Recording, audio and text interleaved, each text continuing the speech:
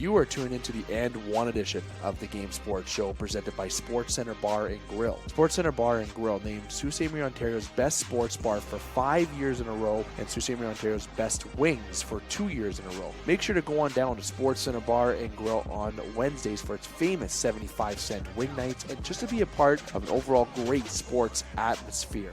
Make sure to also check out SportsCenter Bar and Grill on both Facebook and Instagram. They are also available for takeout as well. Now let's get to And One. Joining hosts David McCaig and Scott Nason discussing both local, regional, and national basketball talk.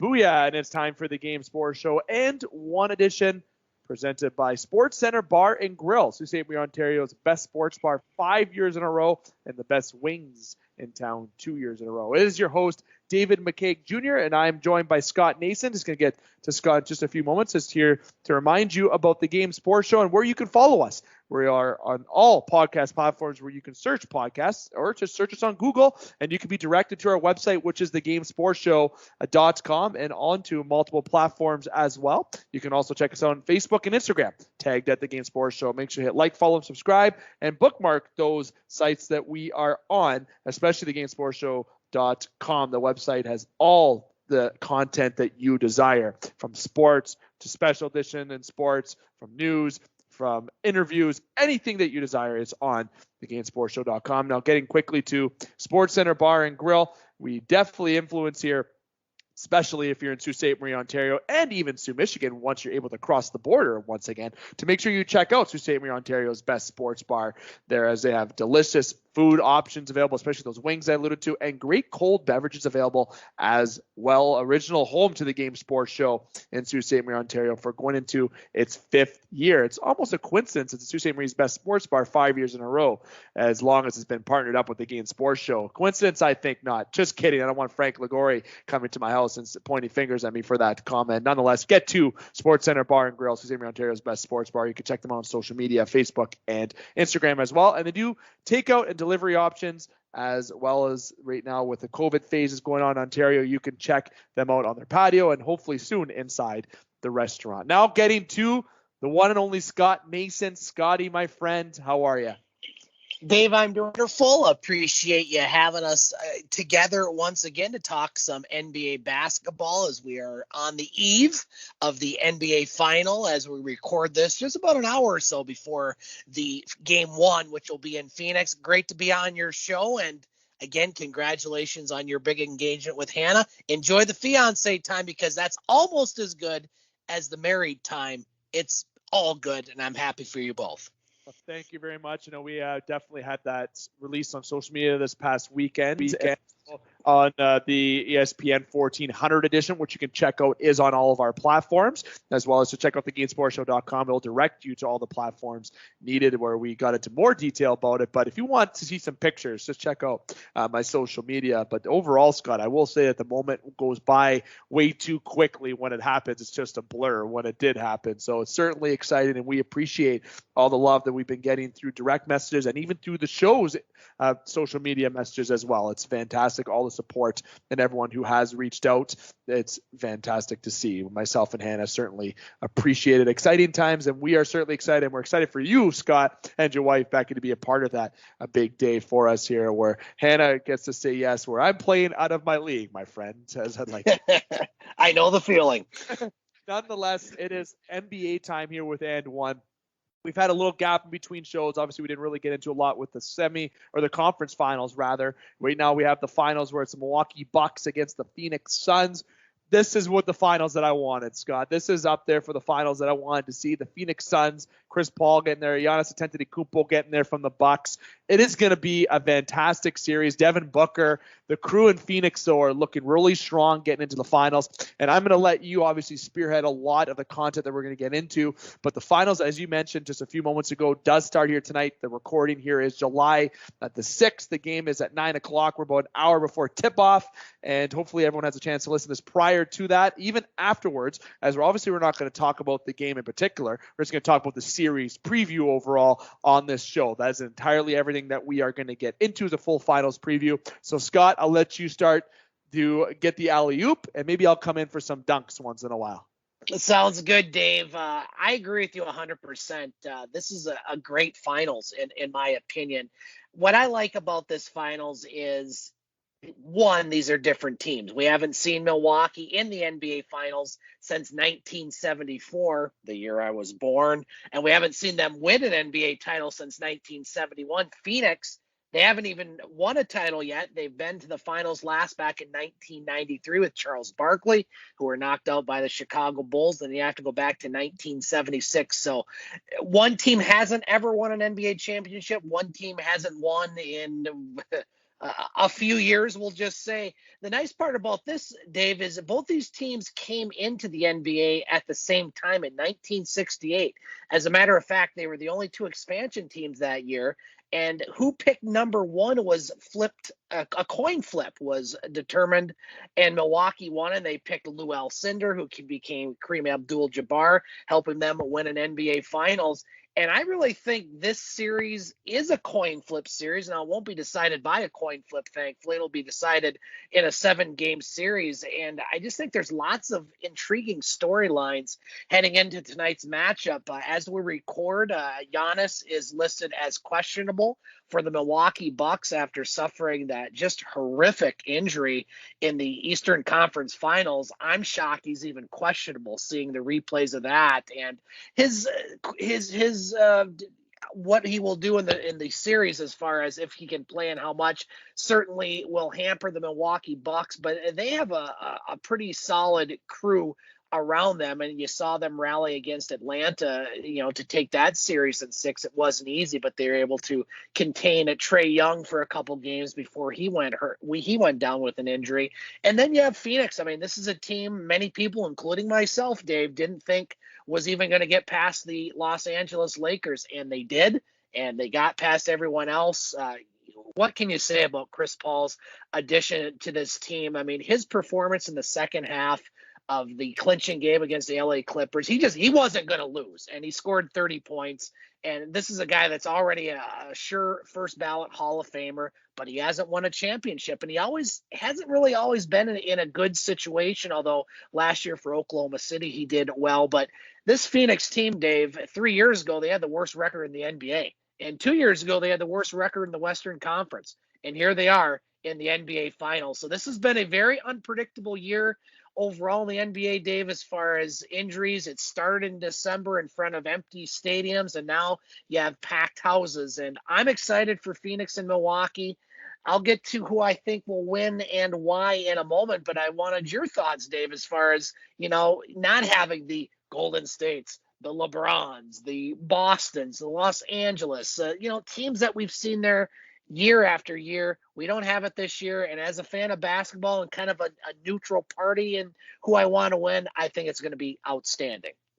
Scott, I'm going to say it in a little censor bleep if we can have it. We're not going to, but I am so fucking happy that it is not a team that we're used to seeing. You have San Antonio, you have Golden State or Miami before that, and the Lakers. You had the LeBrons, the Currys, Kawhi Leonard. Like, this is how many years in the finals that we haven't had Curry or LeBron or even Kawhi inside of it as well.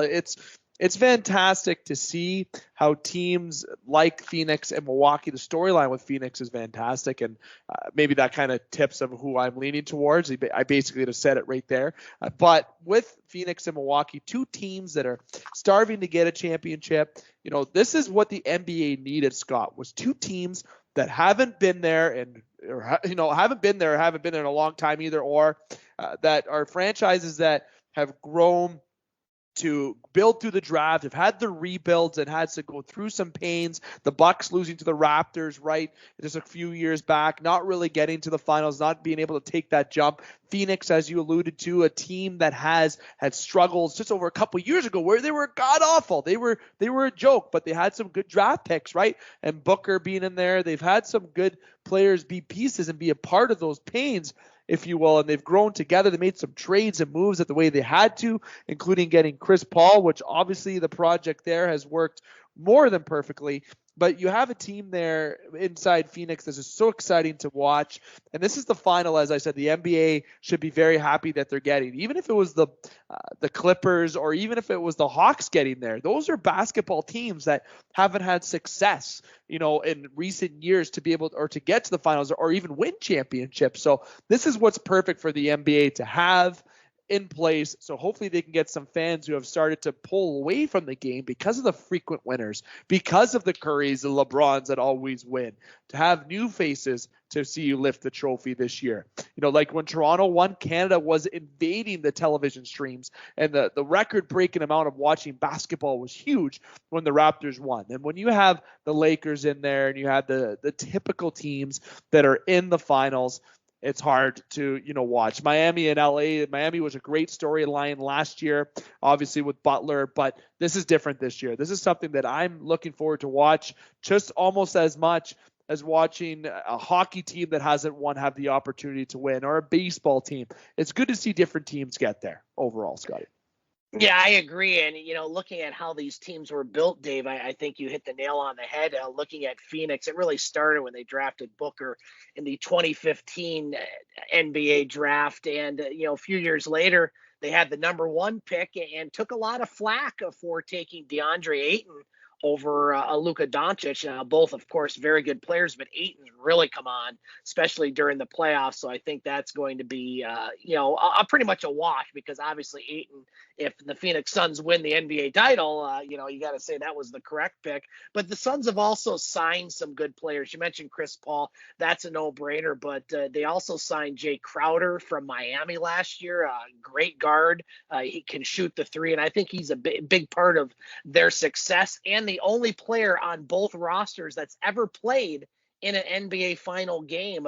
He played in 6 for Miami last year. No other player on either roster has ever even played, or coaches, I should say, coached in a NBA finals game. So I think that's pretty neat. And you look at what Milwaukee's done. I mean, believe it or not, Giannis was the 15th pick back in the 2013 NBA draft. Certainly a steal there. But, what they've also done is they've enhanced their defense and offense over the past couple of years, getting Drew Holiday and PJ Tucker. And Chris Middleton, Dave, was the Detroit Pistons' 2nd-round pick.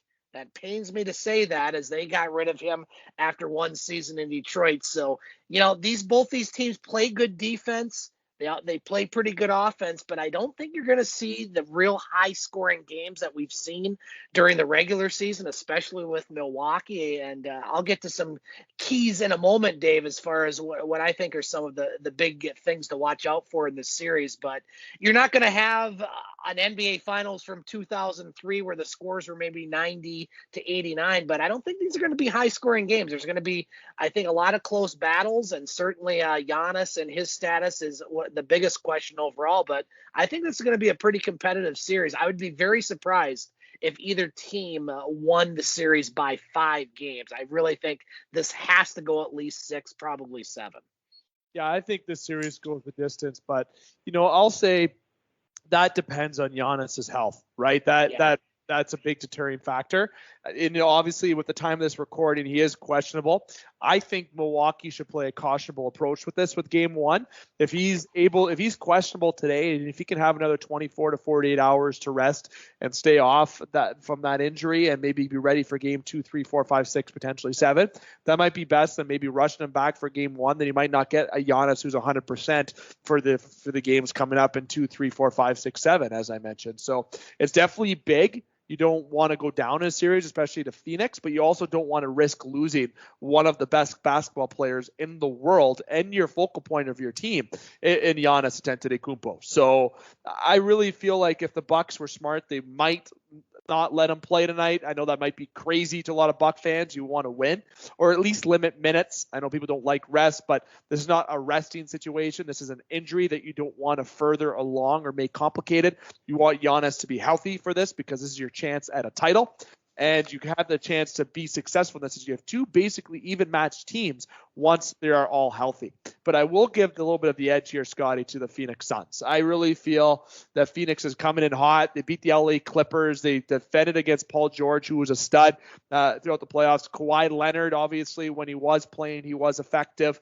I really feel like the Suns are that team this year that are, that chemistry based team that everyone loves, that's going to come on top. Chris Paul getting there finally, and being around these young guys like Booker and Ayton, it just seems like this team has that extra notch to be successful. So I can really see the Suns winning this game, winning this series. Like you said, though, it's going to go the distance. The Bucks are going to put up a good fight, but the only way they put up a good fight is if they watch, monitor, and ensure that they use their star Giannis Antetokounmpo properly.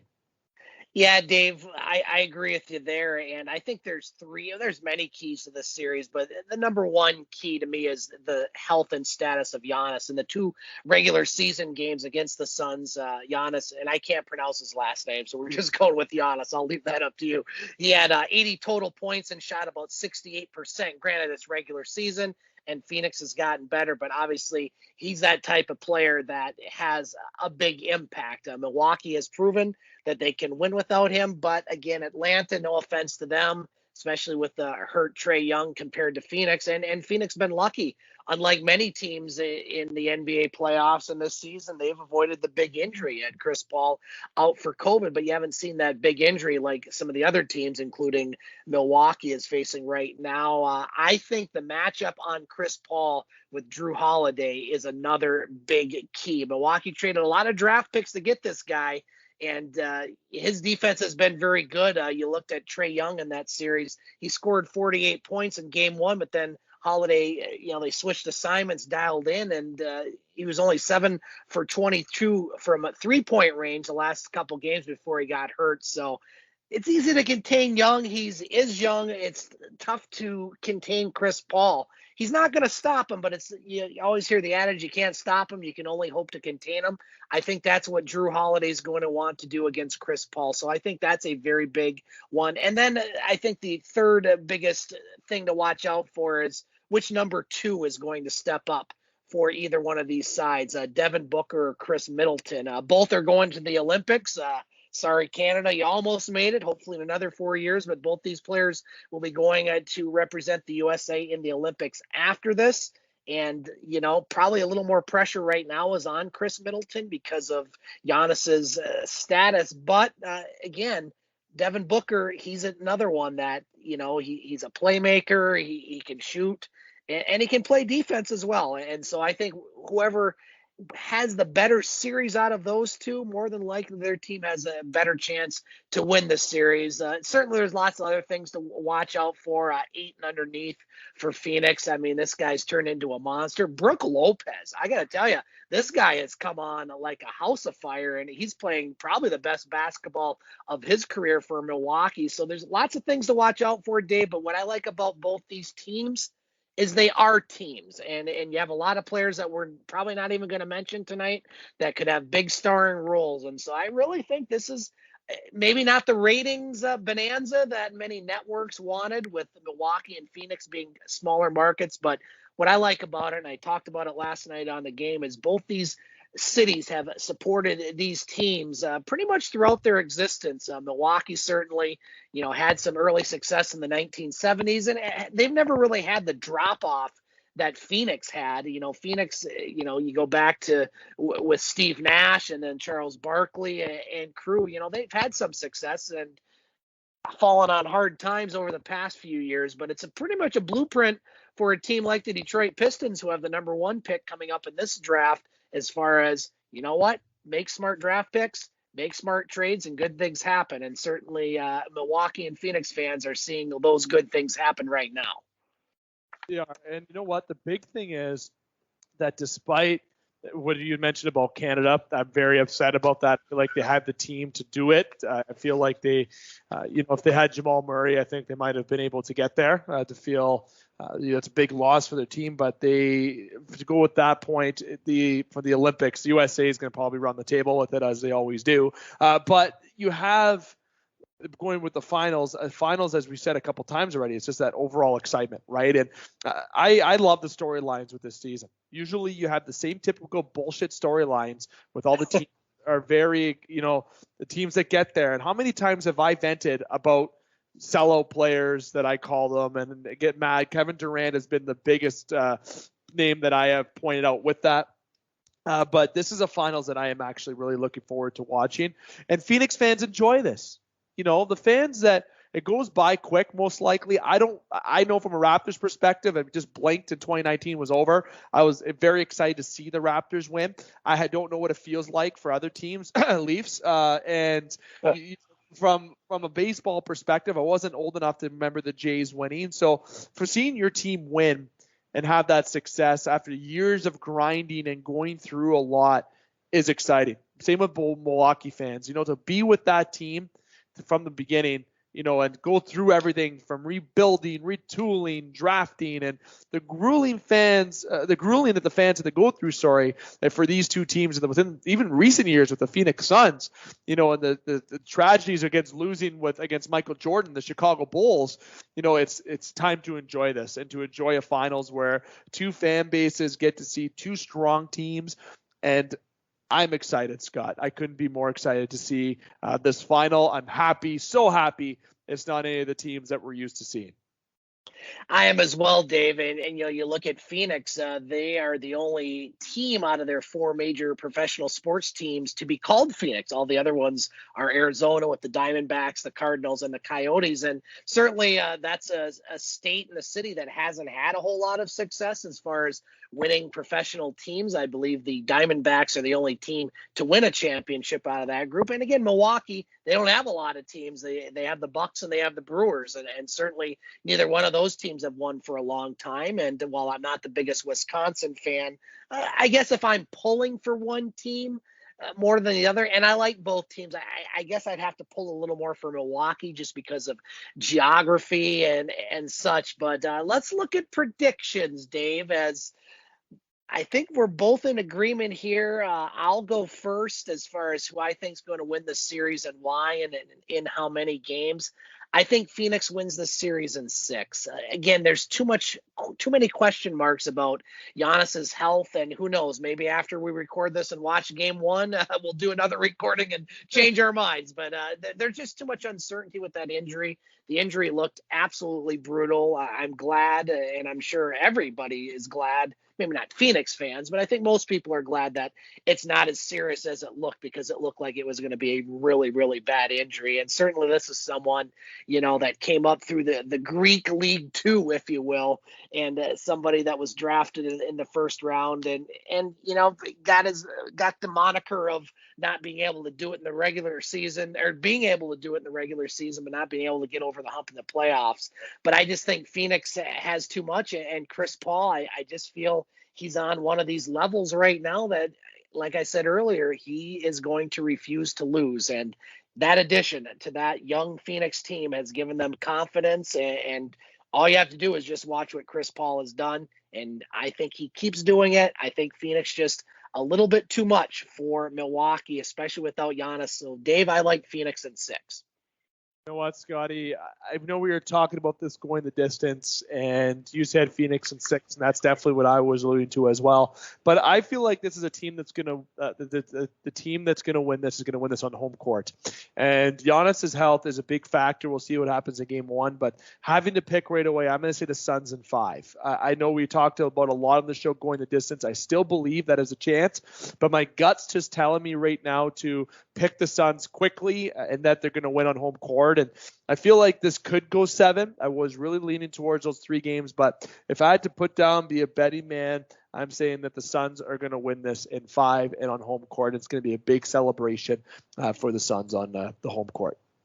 And it will be good for sports, and especially the NBA. I think of all the sports, you see a lot of different champions in a lot of the other sports, but you don't see them as much in basketball. So I think it's a good thing for the NBA. And again, this season was unlike any other. It started late. There were empty stadiums. Everybody and their brother got hurt.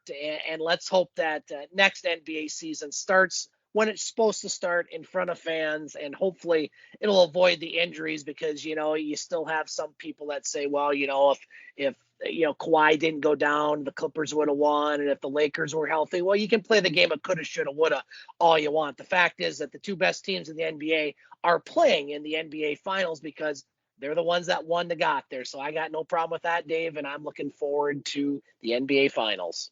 Definitely. Couldn't agree more, Scott. And And really, sorry, the Phoenix Suns and Bucks, as I said multiple times, great teams to watch. Let's enjoy this. It's the finals that fans want to see. They're starting to dislike basketball. Let's enforce this finals and show the passion that we have for basketball as a game, and that there really still isn't bullshit in the game, if you will, where all these players are making super teams and winning. These are exciting teams to watch. Giannis, Chris Paul, Booker especially is in some elite company this playoffs and what he has done. So it is great all around. So Scotty, that has been NBA Finals Preview. Sportscenter Bar and Grill presents the show. And sitting here makes me crave pizza and wings. I feel like getting off and going to pick up those pizza and wings right now, and to keep gaining the pounds that I have during COVID and plopping my rear end on the couch to watch some finals tonight. What do you say? Sounds good to me, Dave. Certainly looking forward to when we can come back over, enjoy SportsCenter Bar and Grill, and certainly be in each other's company, because it's been all virtual now for about a year and a half. So I believe we're getting closer to that day, and I'm certainly looking forward to that day. Definitely. And I must remind everybody that our ESPN 1400 edition has been uploaded on all the platforms again. Make sure you check out thegamesportshow.com. We got a busy week. We're always going to be uploading content. We have a special edition upload this week. We will have a soccer edition coming up early next week. We will have a top shelf edition once the Stanley Cup Finals is concluded. We have lots coming up. And, of course, all the content, any breaking news, we will make sure we hit you up with. Make sure you hit like, follow, and subscribe on all of the platforms. That is with the Game Sports Show. You can search us on all the platforms, as I mentioned multiple times. Scotty, you're the man. Listeners, you're fantastic. Getting to the sign-off here. Dave McCaig, N1 edition, presented by SportsCenter Bar and Grill. Here to remind you to keep your stick on the ice, swing your bats, catch your touchdowns, drain your threes, and shoot your shots. Booyah.